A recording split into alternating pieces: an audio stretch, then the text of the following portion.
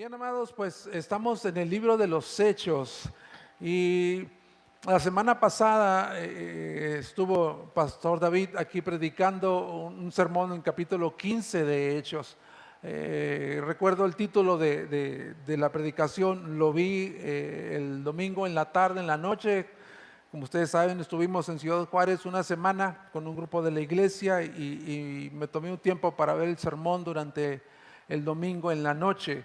Y la predicación que él hizo la semana pasada, su título fue Lo que requiere para ser salvos. Y realmente, pues este capítulo 15 habla acerca de que solamente somos salvos por la gracia del Señor Jesucristo. De ahí tomó, yo creo, la razón para el título de su predicación. Y estamos marchando en un capítulo 15 que está hablando en torno a un grupo de personas llamados los judaizantes, que empezaron a introducir problemas dentro de la congregación, dentro de las congregaciones en Antioquía, Siria y Cilicia, del Asia Menor.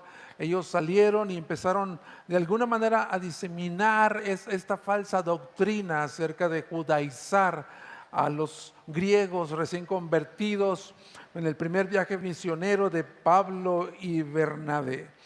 Y si no más recuerdo, ustedes vieron que allí se hizo un concilio en el cual estuvieron de alguna manera debatiendo teológicamente, hablando de cómo restar, contraatacar esta postura doctrinal errónea, esta falsa doctrina en el que ellos estuvieron involucrados, varios de los apóstoles, Pedro dando razones de cómo Dios lo había usado para convertir a los gentiles. Pablo y Bernabé dieron testimonio de cómo Dios había obrado también en medio de los gentiles en su primer viaje misionero. E inclusive el apóstol Judas, ¿no? Él habló y citó la escritura en Amós y habló acerca de que Dios mismo iba a reedificar su templo. Todo eso fue lo que de alguna manera estuvieron viendo la semana pasada. Hacía vuelo de pájaro porque no tengo el tiempo suficiente para tomar y hacer una remembranza más completa, porque pues el texto que me toca predicar hoy está a partir del versículo 22. Vayan a Hechos capítulo 15, versículo 22 al versículo 32.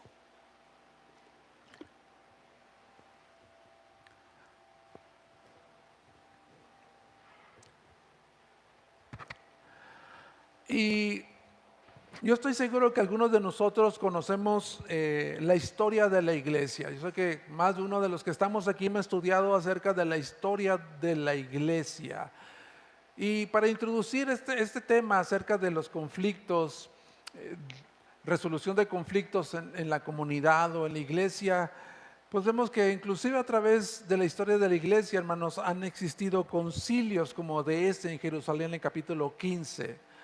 Han existido concilios durante la historia de la iglesia donde líderes eclesiásticos se han reunido, hacen una convocación precisamente para combatir herejías, consolidar o unir las doctrinas esenciales de las escrituras y frenar divisiones internas dentro de la iglesia. Por mencionantes, un par de ellos, el concilio de Nicea en el 323 después de Cristo, que se reunió para rechazar el arianismo, esta doctrina o esta influencia que estaba tratando de entrar a la iglesia. Enseñaba que Jesús era un ser creado por Dios Padre y no era igual a Dios.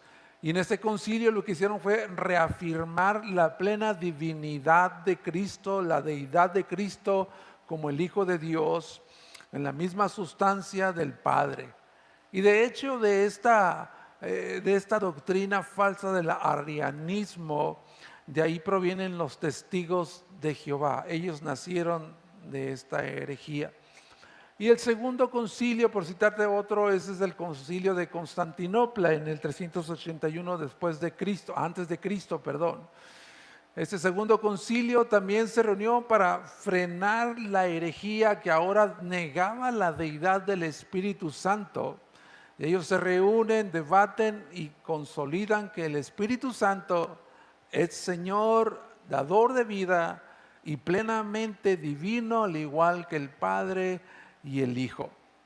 Entonces, como te das cuenta, a través de la historia ha habido concilios que se han reunido para unificar las doctrinas esenciales de las Escrituras, combatir herejías y frenar divisiones internas dentro de la iglesia. Y eso es lo que estamos viendo ahora en el capítulo 15, en el concilio de Jerusalén. Pon tus ojos ahí del 22, si no creo que está en pantalla, no sé si lo van a proyectar, pero es del versículo 22 al 32. Dice, entonces pareció bien a los apóstoles y a los ancianos con toda la iglesia escoger de entre algunos hombres para enviarlos a Antioquía con Pablo y Bernabé, a Judas, llamado Barsabás, y a Silas, hombres prominentes entre los hermanos, y enviaron esta carta con ellos. Esta es la carta que fue redactada en el concilio de Jerusalén, formado por los apóstoles y los ancianos. Dice así: los apóstoles y los hermanos que son ancianos, a los hermanos en Antioquía, Siria y Cilicia, que son los gentiles, saludos. Puesto que hemos oído que algunos de entre nosotros, a quienes no autorizamos, los han inquietado con sus palabras, perturbando sus almas. Nos pareció bien, habiendo llegado a un común acuerdo, escoger algunos hombres para enviarlos a ustedes con nuestros amados Bernabé y Pablo. Estos hombres han arriesgado su vida por el nombre de nuestro Señor Jesucristo. Por tanto, hemos enviado a Judas y a Silas, quienes también les informarán las mismas cosas verbalmente, porque pareció bien, este versículo es muy interesante, porque pareció bien al Espíritu Santo y a nosotros no imponerles mayor carga que estas cosas esenciales, que se abstengan de lo que ha sido sacrificado a los ídolos, de sangre, de la carne de animales que han sido estrangulados y de fornicación, que es lo que recomendó el apóstol Judas en la predicación pasada. Están citando exactamente lo que Judas, la opinión de Judas, para no molestar a los cristianos griegos. Dice que se abstengan de lo que ha sido sacrificado a los ídolos, de sangre, de la carne de animales que han sido estrangulados y de fornicación. Si guardan de tales cosas, harán bien, pásenla bien. Así que ellos, después de ser despedidos, descendieron a Antioquía y reuniéndose con la congregación, le entregaron la carta. Cuando los hermanos leyeron, se regocijaron por el consuelo que les impartía, siendo Judas y Silas también profetas, exhortaron y confortaron a los hermanos con un largo mensaje. Con un largo mensaje. Y de ahí me quiero agarrar, hermano, porque voy a predicar como 3 horas de un largo mensaje. No se crea. Vámonos primero al primer punto. Vámonos al primer punto. El envío de la carta. El envío de la carta. Eso está en el versículo 22 al 29.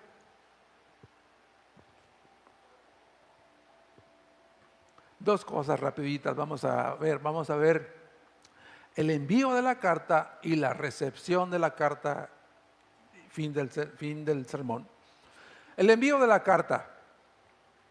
Entonces, estamos viendo un concilio, amados, conformado por los apóstoles y por los ancianos de la iglesia en Jerusalén, que se reúnen para rechazar la falsa enseñanza de la secta de los judaizantes.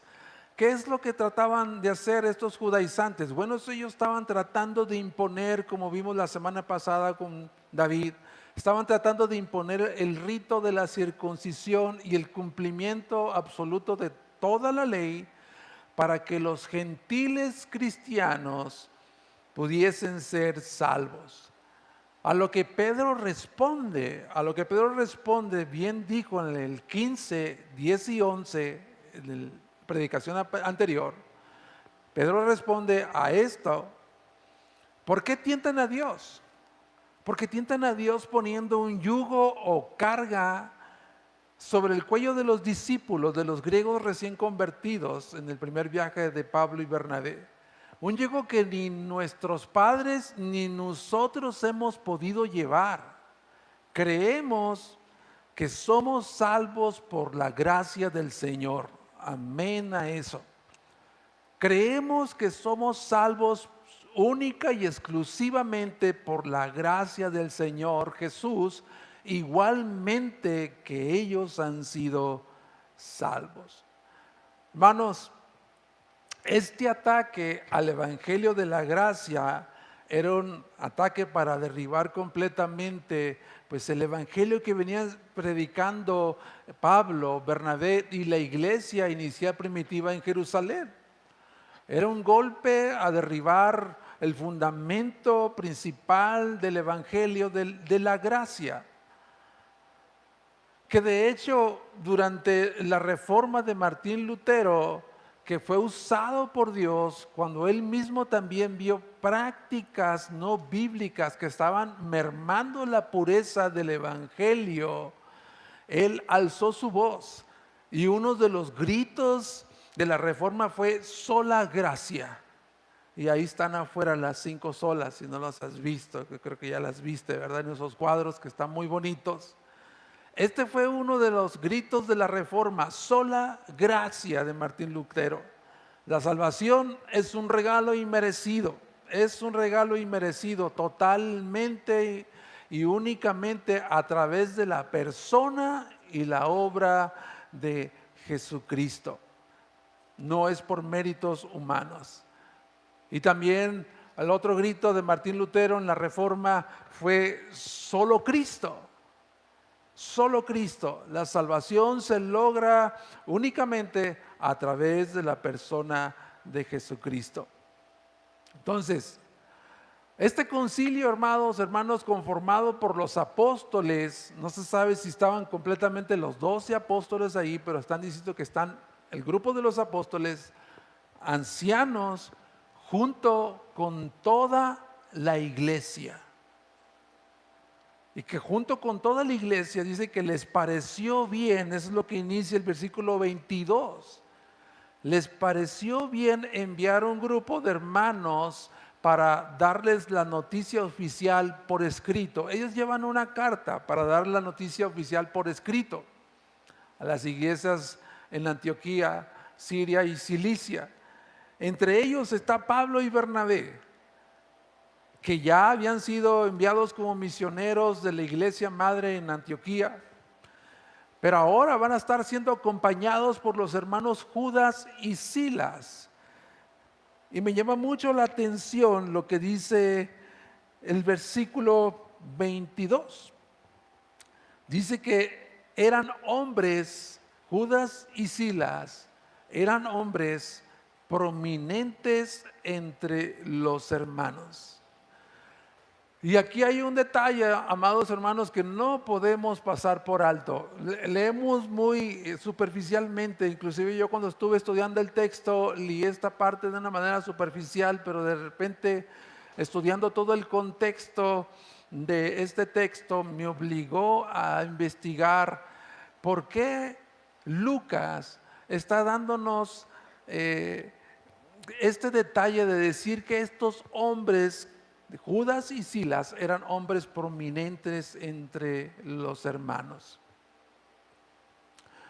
Si te das cuenta, si nos damos cuenta, en el texto dice que solamente el concilio de los apóstoles del grupo de los 12, que vuelvo a repetir, no sabemos si estaban los 12, pero en ese concilio los apóstoles y los ancianos de la iglesia de Jerusalén fueron los únicos que estuvieron presentes en el debate teológico para tomar la resolución sobre el conflicto doctrinal o la falsa doctrina introducida por los judaizantes. Ellos fueron los únicos que estuvieron a puerta cerrada en el concilio.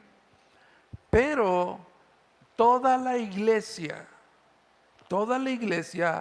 participó en escoger a los hermanos que debían acompañar a Pablo y Bernabé. Ese es un detalle que más adelante nos va a reflejar mucha luz el texto. Ahora, ¿cuántos recuerdan aquí lo que pasó en Hechos capítulo 6? ¿Recuerdan lo que pasó en Hechos capítulo 6? ¿Quién tiene buena memoria? ¿Recuerdas que en el capítulo 6 empezó a haber una queja dentro de la congregación de Jerusalén? Una queja, una murmuración que empezó a circular en la congregación porque los judíos helenistas estaban en contra de los judíos nativos porque se quejaban de que las viudas de los judíos nativas eran atendidas primeramente y las viudas de los griegos eran descuidadas en la distribución de alimentos. ¿Recuerdan? Para solucionar este problema de murmuración y de queja, ¿qué fue lo que hicieron los apóstoles en ese entonces?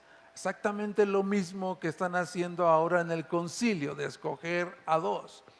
Pero en esa ocasión, en Hechos 6, dice que los apóstoles les dijeron a la iglesia: escojan ustedes 7 hombres de entre la congregación de buena reputación, llenos del Espíritu Santo y sabiduría, para que se encarguen de servir a las mesas. Wow, qué requisitos, hermanos, para simplemente servir a las mesas en la distribución diaria de los alimentos y administrar los bienes de la iglesia, llenos del Espíritu Santo, de buena reputación y de sabiduría. ¿Te das cuenta que hay requisitos para poder servir dentro de la iglesia? Estos hombres, Judas y Silas, volviendo al texto en capítulo 15, Judas y Silas eran hombres prominentes, eran líderes importantes dentro de la iglesia. Pero también estos hombres eran hombres idóneos. ¿Idóneos para qué, hermanos? Idóneos simplemente para entregar cartas y acompañar a los apóstoles. Si los otros 7, llenos del Espíritu Santo y de sabiduría y de buena reputación, eran buenos para servir a las mesas, ahora estamos viendo a 2 hombres que eran prominentes, pero que eran muy buenos o tenían el perfil idóneo para acompañar a los apóstoles y entregar cartas en las iglesias, hermanos. ¿No te llama la atención este detalle? A mí me llama mucho la atención este detalle.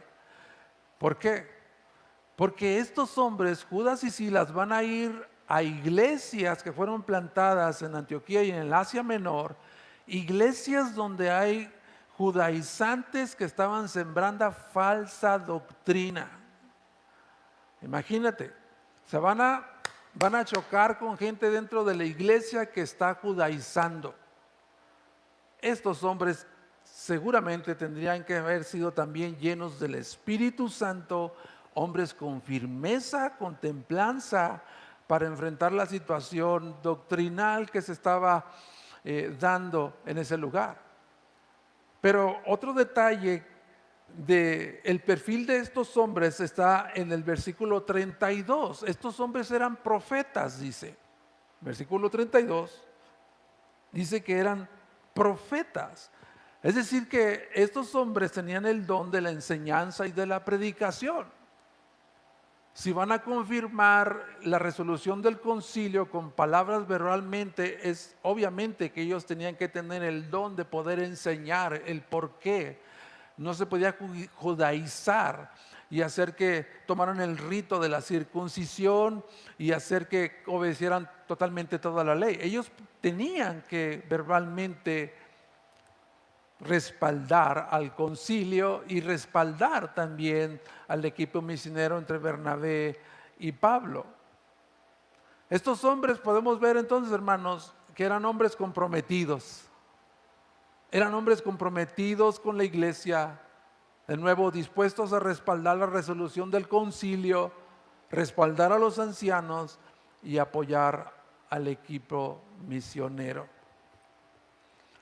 ¿Qué aplicación podemos sacar de este texto, amados? Para aplicarla aquí en CGR. Nosotros, de alguna manera, hermanos, los ancianos hemos elaborado perfiles de las personas que ocupan un ministerio para servir dentro del equipo voluntario en la iglesia, y hemos hecho varios perfiles del diácono, perfiles del diácono, perfiles de los sugieres, perfiles de las maestras de escuela dominical infantil. Hemos hecho perfiles de qué es lo que se requiere para servir un ministerio dentro de la iglesia. Pero quiero llevarte a que tú tengas un entendimiento y a pensar de manera en comunidad. No lo que yo creo, lo que yo pienso, sino pensar de manera en comunidad los unos a los otros. ¿Te das cuenta, amado hermano, que toda labor de la iglesia debe de ser asignada a hermanos que son aptos para servir? ¿Verdad que sí? Según Hechos 6 y Hechos 15, toda obra debe ser asignada a hermanos que son aptos para servir. Si no lo hacemos así, hermano, si no lo hacemos así, la iglesia va a sufrir las consecuencias, y nosotros lo hemos experimentado porque nos hemos equivocado. Por esa razón, CGR, hermanos, por esa razón CGR tenemos como propósito equipar a todos por medio de la instrucción de la palabra, equiparlos para la obra del ministerio y acompañarlos. Si tú te has dado cuenta, hermano, últimamente nosotros los ancianos estamos muy ocupados. Adolfo ha salido de aquí y está sirviendo medio tiempo allá recuérdeme en dónde. Allá, en Arrasola, en Pan de Vida. Los únicos que podemos estar involucrados dentro de aquí, de esta congregación, es David y yo, y estamos tratando de repartirnos las responsabilidades. Entonces, estamos de alguna manera entrando como en una transición nosotros, hermanos, en el que tenemos que de alguna manera volver a reevaluar lo que hemos hecho, a replantar lo que tenemos que seguir haciendo como iglesia. Pero a donde quiero llevarte es la unidad de propósito, que hay un ejemplo para nosotros en ellos de unidad de propósito. Recuerda, apóstoles, ancianos y toda la iglesia. Apóstoles, ancianos y toda la iglesia están en unidad de propósito para que lleguen cartas a las iglesias fundadas en Antioquía, Siria, Cilicia, y erradicar la falsa doctrina, una falsa doctrina que no vino de afuera. Checa cómo dice en la carta que ellos enviaron en el versículo 24: puesto que hemos oído que algunos de entre nosotros, a quien no autorizamos, los han inquietado con sus palabras y han perturbado sus almas. David la semana pasada dice que la persecución y la opresión de parte de afuera hacia la iglesia, lo único que ha hecho es expandir la obra de Dios. Dios la ha usado, persecución y opresión de afuera, para expandir la obra del Señor y el evangelio. Pero esta falsa doctrina no vino de fuera, sino de adentro, de algunos de nosotros, que dicen los apóstoles y los ancianos, que no autorizamos, que están inquietándolos con palabras y han perturbado sus almas.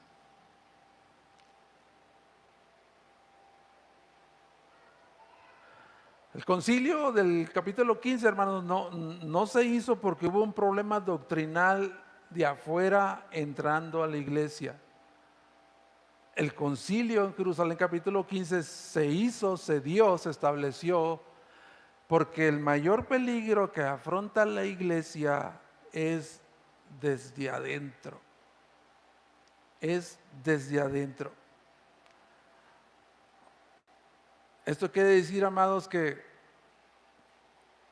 el mayor peligro que corre CGR está entre nosotros. Y quiero decir esto, lo que voy a seguir adelante, hermanos, de una manera pastoral, con todo el amor de Cristo, sin ningún propósito de herir a nadie, pero lo que quiero decir es profundamente pastoral. Y es necesario que se diga desde el púlpito. ¿Sabes quién puede dividir esta iglesia? Alguien que está entre nosotros.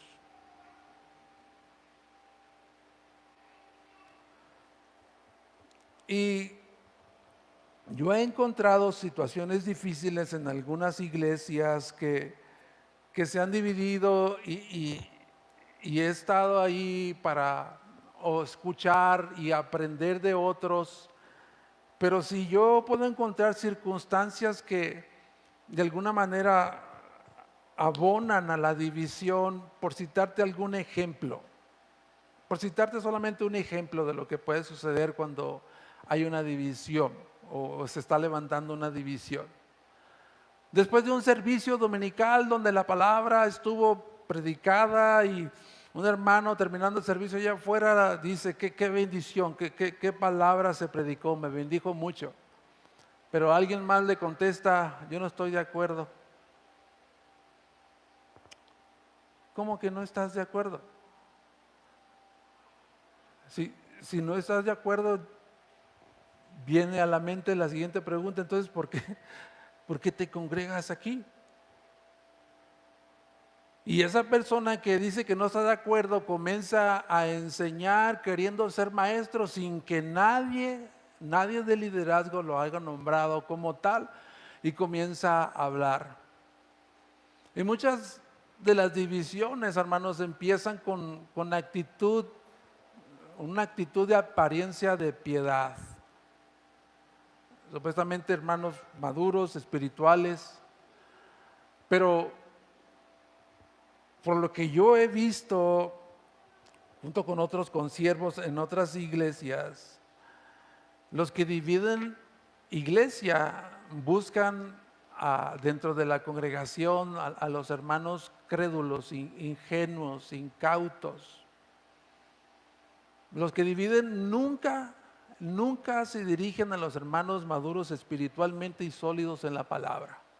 Nunca se dirigen a ellos, se dirigen a otro.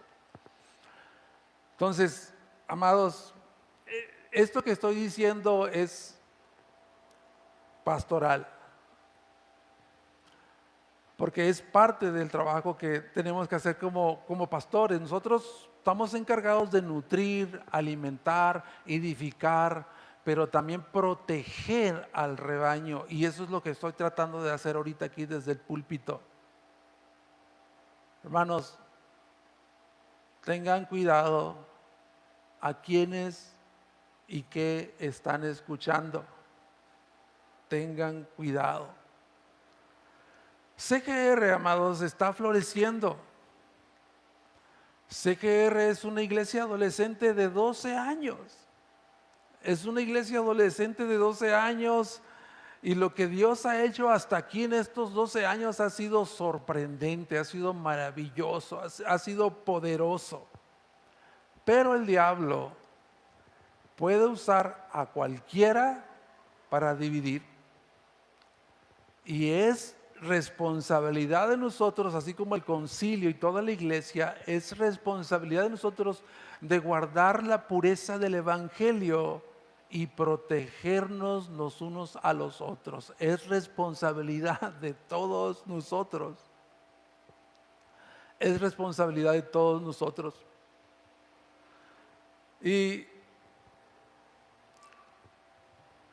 Hermanos, si llega a ocurrir una división en CGR, y no estoy deseando eso, hermanos, estoy diciendo si llega a ocurrir una división en CGR, cuando se levanten estos perturbadores para dividir la iglesia, y los que nos quedemos aquí y nos quedemos lamentando y llorando, recordando los buenos tiempos que tuvimos, si llegara a ocurrir esto,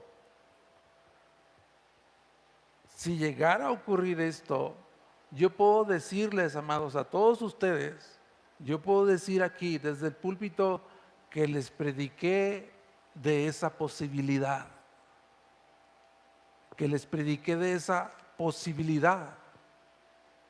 Y si nos toca levantar la iglesia otra vez, si nos toca levantar de nuevo CGR otra vez, quizás Dios lo permita para darnos una enseñanza, y si es para crecer y alcanzar una mayor madurez, bienvenido.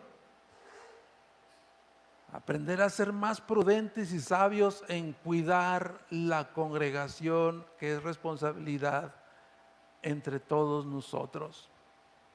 Era necesario decir eso. ¿Amas tu iglesia, hermano? ¿Amas CGR?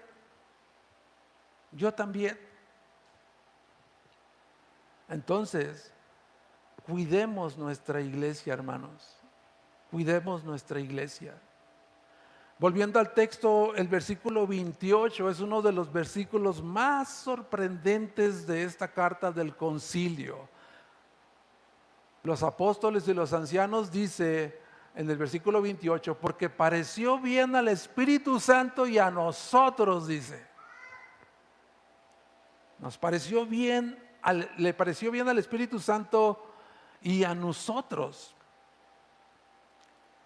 Es decir que la resolución que tomaron estos ancianos y apóstoles y ancianos, es una resolución en que el Espíritu Santo estampó su sello de aprobación en lo que ellos habían, en la resolución de la carta del concilio.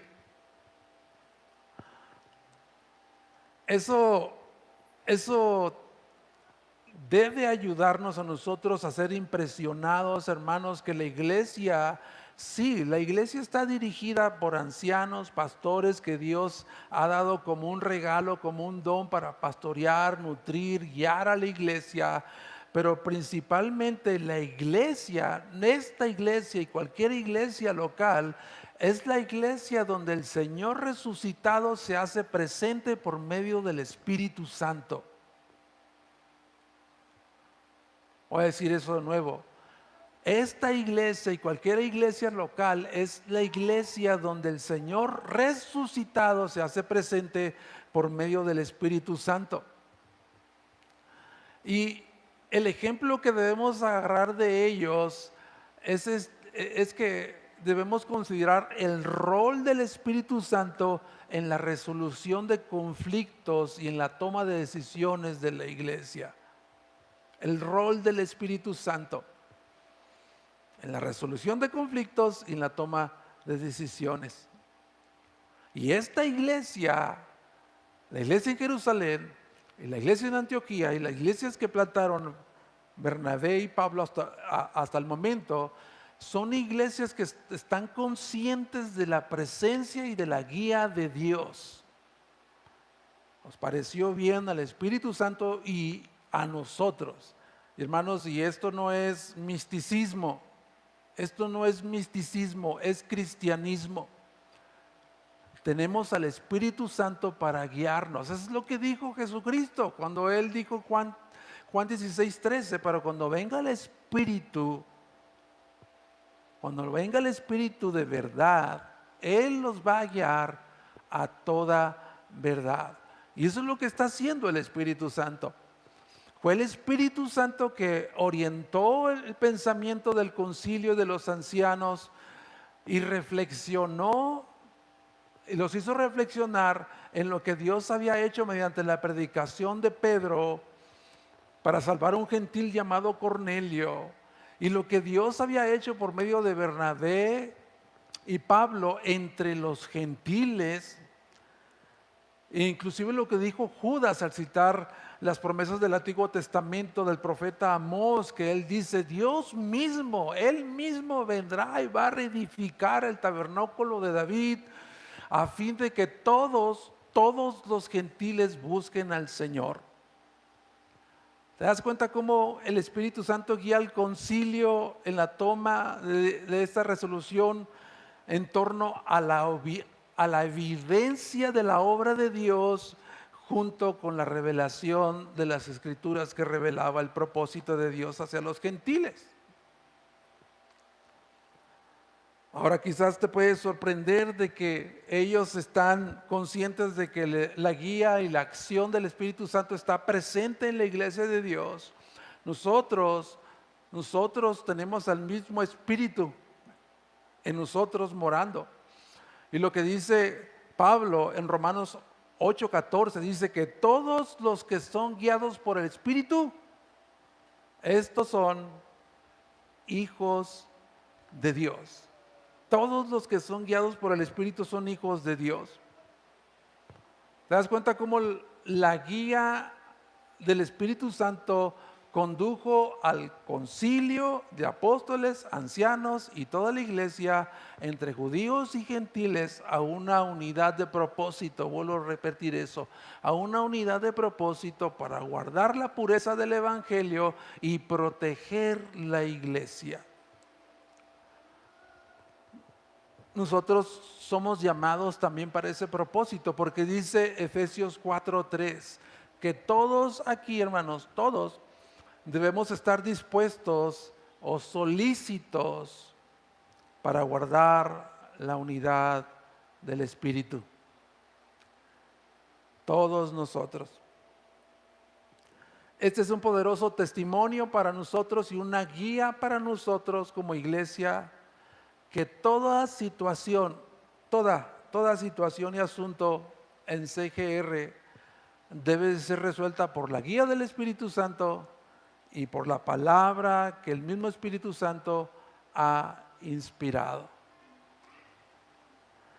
Y hablando nada más de asuntos doctrinales o que tenga que ver con asuntos eclesiásticos dentro de la iglesia, quiero hacerte una pregunta, que es una pregunta que yo mismo me he hecho.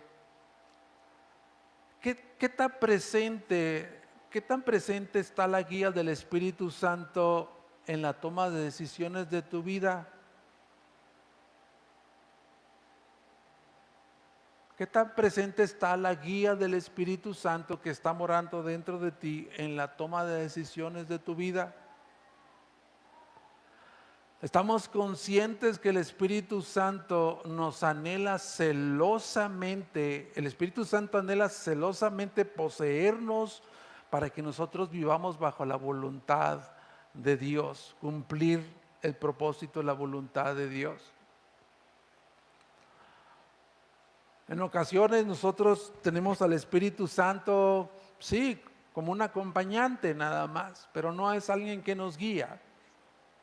Recuerdo alguna vez, no sé si desde este púlpito dije que muchas veces el Espíritu Santo se parece a una situación donde tú estás en una reunión con muchos amigos comiendo alrededor de una mesa o en una plática, pero hay una persona ahí en medio de esa reunión, que nadie le hace caso, que nadie le dirija la palabra, y regularmente son personas que a lo mejor no conocen a las personas que están ahí en esta reunión, se les invitó y no los conocen, y los conocidos son los únicos que se hablan, y esa persona está como ahí y nadie le dirige la palabra, y está ahí pero nadie lo toma en cuenta.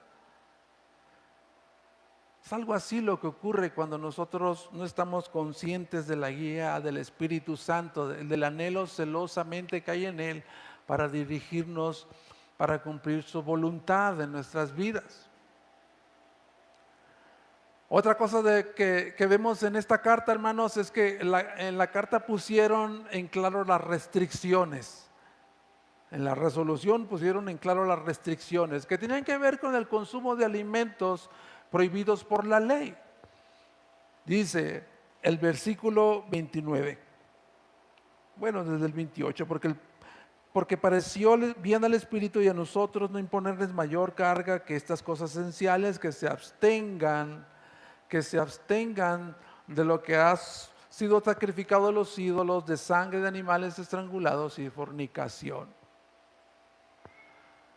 Tenemos que entrar un poco en contexto ahí para entender la mente del judío.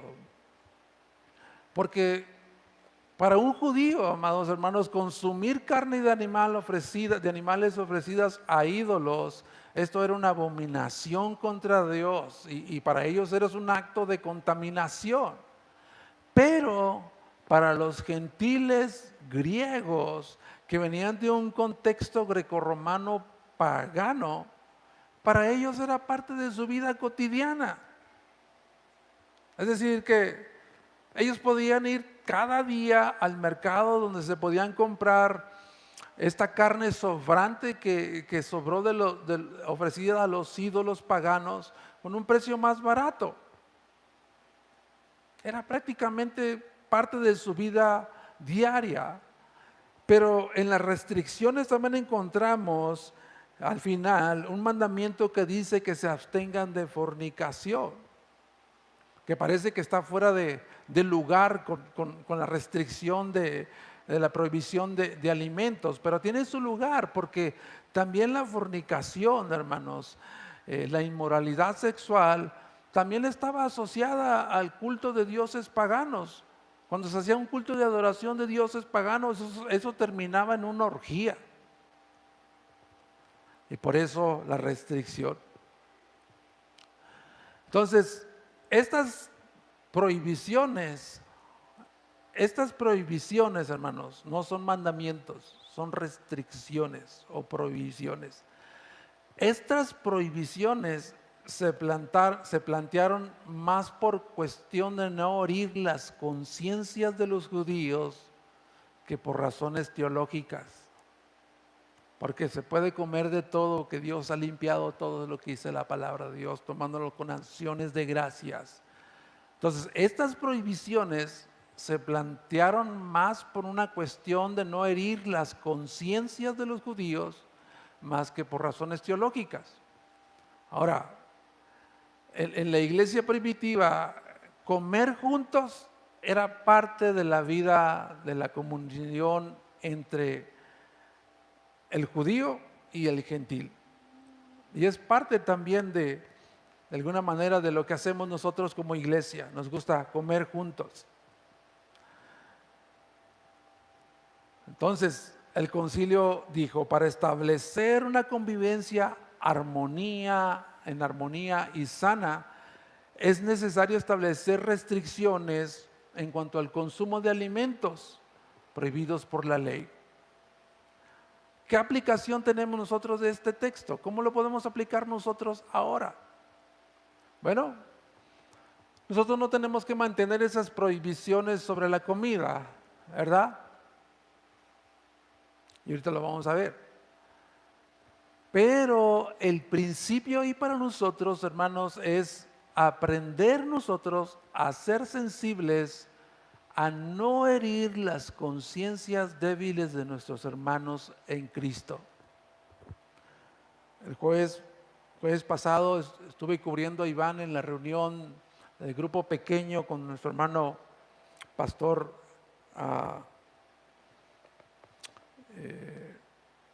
se me fue su nombre, Urbano y Margarita, y alguien dijo esto, ¿no? ¿Es malo ir al cine? Entonces, hay cosas que la Biblia señala que son malas, de los cuales todos aquí tenemos que estar completamente de acuerdo. ¿Puedes mencionar alguna de la que tenemos que tener completamente de acuerdo? Menciona una. Bueno, yo puedo decirte varias. No mentir, no adulterar, no robar y no emborracharse, por decirte algunas. Pero hay otras cosas que no son esenciales, que tienen que ver con la práctica de nuestra libertad en Cristo en la que no todos nosotros vamos a tener la misma opinión. Y eso es lo que están tratando de regular el concilio. De nuevo, ¿qué es lo que escuchamos mucho dentro de congregaciones que no han tenido un entendimiento informado por la palabra de Dios?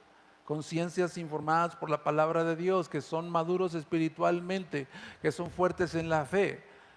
Bueno, escuchamos cosas como el cristiano no puede ir al cine. Y creo que lo he mencionado aquí.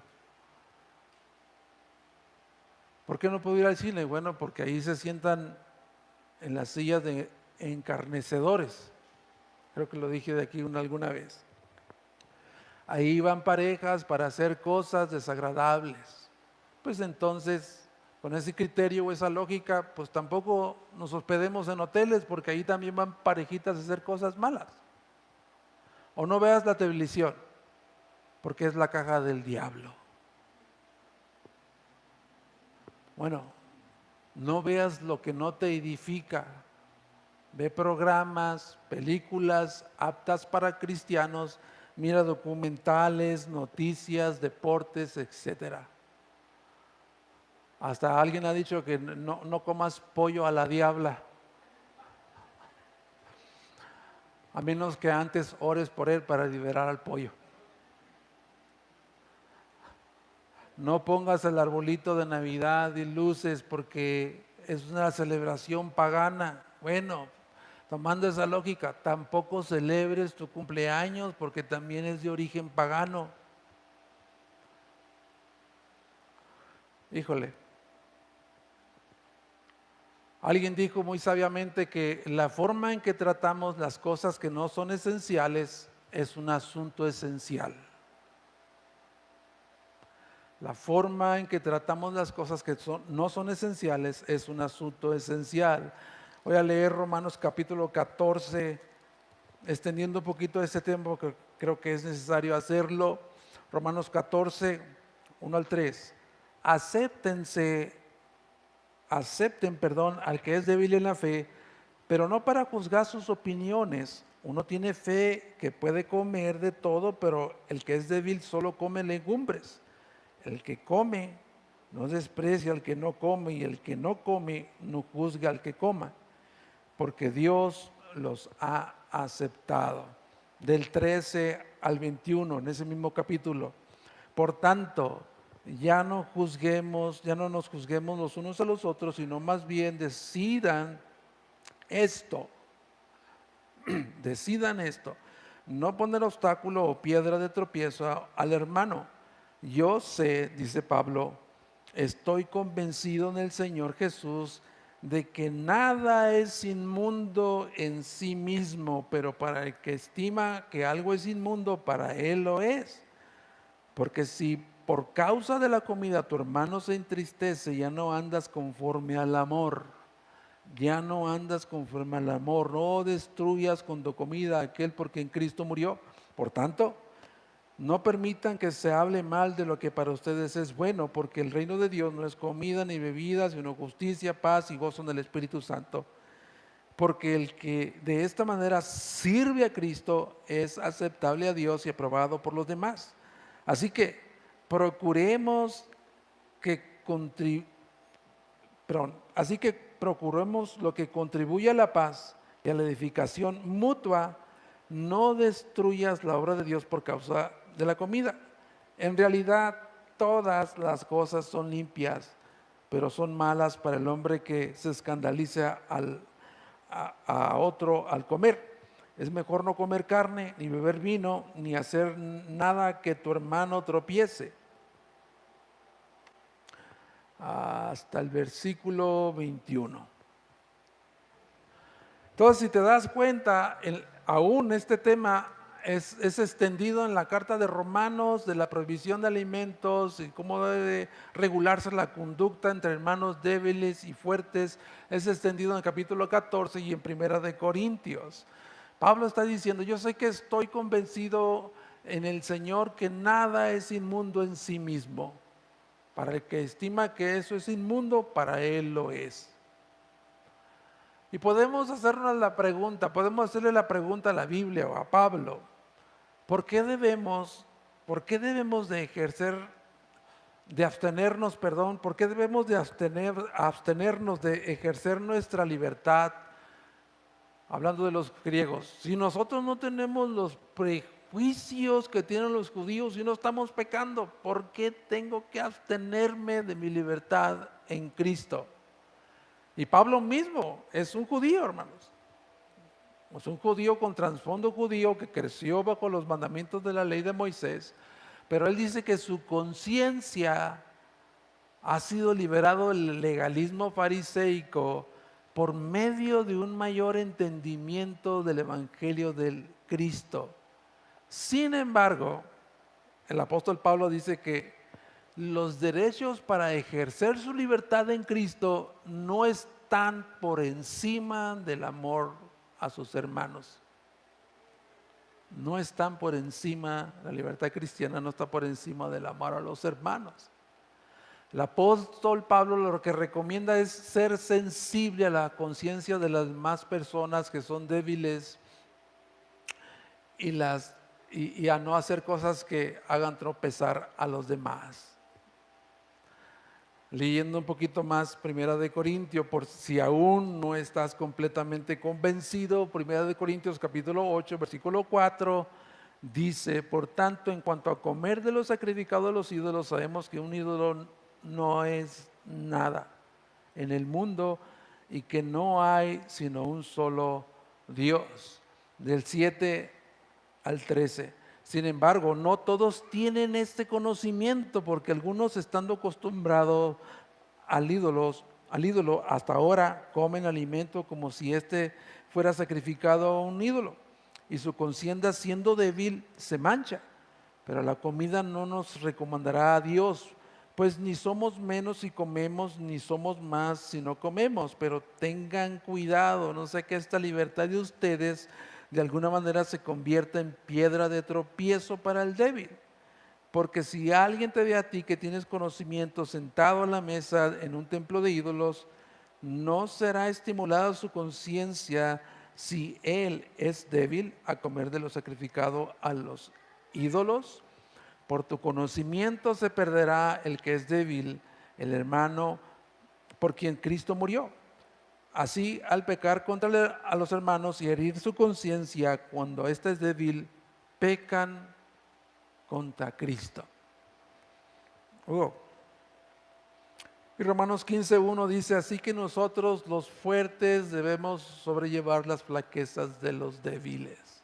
Espero que con estos textos y con esta explicación hayamos llegado a entender, hermanos, que sí tenemos una libertad en Cristo, el derecho de ejercer nuestra libertad en Cristo, pero nuestra libertad en Cristo no está por encima del amor entre nosotros. Y por último, la recepción de la carta, muy breve ya, muy brevísimo.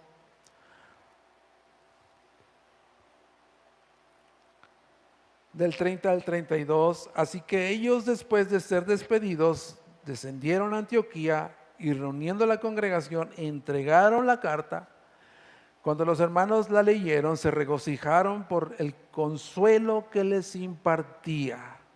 Siendo Judas y Silas también profetas, exhortaron, confortaron a los hermanos con un mensaje largo. Cuando esta carta, hermanos, fue entregada a la iglesia en Antioquía, a las iglesias que después seguramente iban a recibirla en Siria, Cilicia, después de que fue leída en presencia de todos los miembros ahí reunidos, los hermanos, lo primero que observo es que estuvieron de acuerdo con la resolución. Los griegos estuvieron de acuerdo con la resolución, no la vieron como una imposición de los apóstoles y los ancianos. Más bien, ellos se regocijaron por el consuelo que les impartía. MacArthur dice que el legalismo, un evangelio que es legalista, causa temor, culpa y orgullo. Mientras el evangelio de la gracia, el evangelio glorioso de la gracia de nuestro Señor Jesucristo, produce consuelo y esperanza. El texto termina diciendo que Judas y Silas exhortaron y confortaron a los hermanos con abundancia de palabras.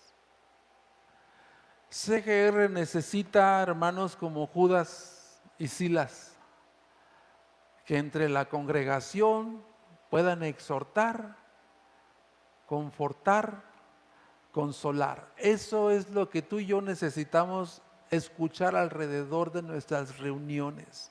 Hermanos que estén dispuestos a hacer bendición, a edificarnos mutuamente, como dice Hebreos, a las buenas obras, a estimularnos a las buenas obras, confortarnos, exhortarnos, todos juntos acá. Espero que el Señor siga levantando muchos Judas y muchos Silas dentro de nosotros para que al final del servicio, reuniones pequeñas, donde quiera que nos encontremos un Judas y un Silas que esté ahí para confortarnos.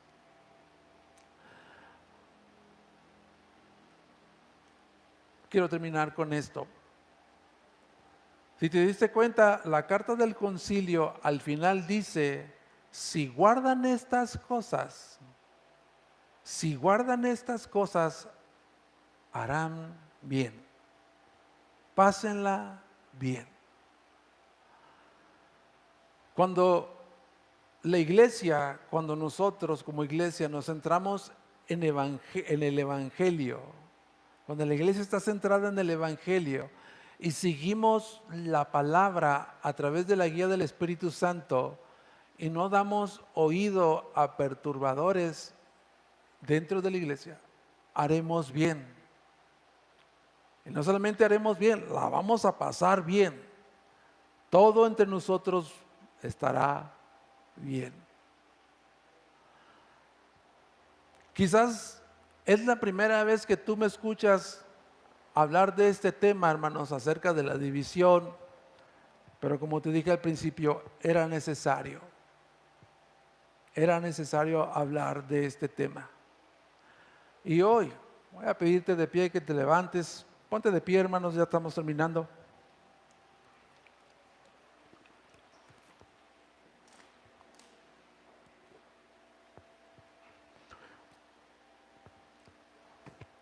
Quiero hacerles un llamado pastoral, hermanos. Este es un llamado como parte de sus pastores aquí. Este es un llamado pastoral. Es un llamado a actuar prudentemente entre nosotros, atender la responsabilidad de guardar la pureza del Evangelio y cuidarnos entre nosotros, de seguir colocando el Evangelio en el centro de nuestras relaciones para que Cristo sea resaltado. Colocar a Cristo en nuestras relaciones, en el centro de nuestras relaciones, para que Él sea exaltado. Y es mi deseo, hermanos, y es mi oración, como enseñamos en la mañana en la escuela dominical, tenemos que orar. Es mi deseo y es mi oración que Dios nos dé a todos aquí, empezando conmigo, sabiduría, madurez y discernimiento para continuar buscando una hermandad genuina, centrada en el Evangelio entre nosotros, de cultivar esta unidad que el Espíritu Santo crea entre nosotros. Él nos va a dirigir, el Espíritu Santo. ¿Y cómo lo va a hacer? Va a usar a los ancianos, a los pastores, a los apóstoles y a toda la iglesia. El Espíritu Santo va a seguir dirigiendo CGR, pero debe dirigirnos, hermanos, como vemos el ejemplo de el concilio, ancianos y toda la iglesia en Jerusalén, que se unió con una unidad de propósito para guardar la pureza del Evangelio y proteger a la iglesia.